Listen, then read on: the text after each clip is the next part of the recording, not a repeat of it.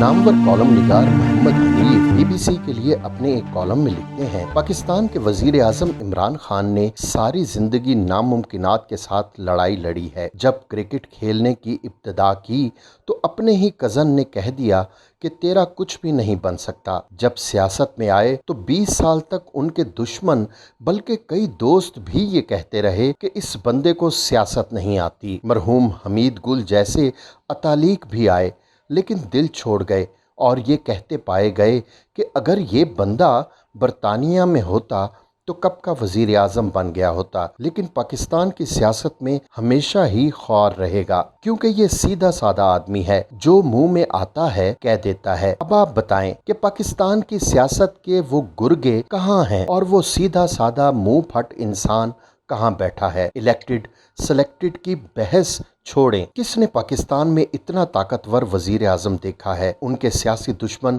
या तो कैद को जा रहे हैं या जमानत करवा कर कैद से निकलने की फिक्र में हैं। जो ज़्यादा दूर अंदेश हैं वो पसे पर्दा चले गए। जो बाकी बचे हैं वो सियासी मैदान में उनका मुकाबला करने की बजाय कभी हाथ उठाकर आसमान की तरफ देखते हैं, कभी हाथ बांध कर जनरल बाजवा की तरफ। खान साहब अपने सारे सियासी दुश्मनों को पिछाड़ चुके, अब उनका एक दुश्मन बचा है और वो है उनकी अपनी ज़ुबान। अक्सर फरमाते हैं कि मगरिब को मुझसे बेहतर कोई नहीं जानता और अब हम तो क्या मगरिब वाले भी मान गए हैं। बिल गेट्स रात को उस वक्त तक सोता नहीं जब तक रात को खान साहब से फ़ोन पर बात ना करे। अमरीकी सदर जो बाइडन इस कश्मकश में ज़िंदगी गुजार रहा है कि उसे फ़ोन करूं या ना करूं, क्योंकि ये बंदा मगरिब को मुझसे ज़्यादा बेहतर समझता है। अभी पिछले हफ्ते फरमाया कि बहुत सारे पाकिस्तानियों से ज़्यादा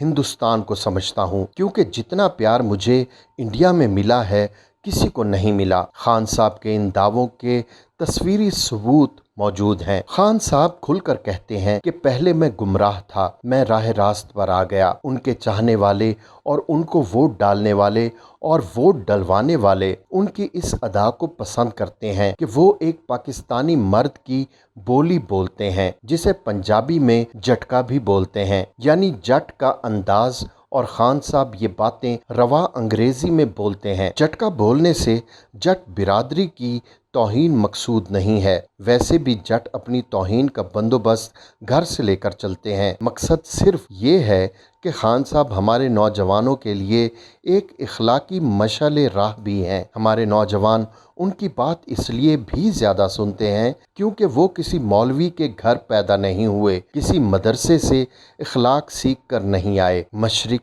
और मगरिब को खंगाल कर अपना रास्ता खुद चुना है। आप गलत चीज़ों के बारे में 2 दफ़ा नहीं 3 दफ़ा जो कह चुके हैं कि असल मसला उरियानी है और मर्द तो अपने ऊपर काबू रख सकता ही नहीं। लगता यूँ है कि या तो उनका जहन अपने गुमराह माजी के किसी डिस्को में भटक रहा है या उनकी ज़ुबान उनकी साफ और नेक नीयत का साथ नहीं देती।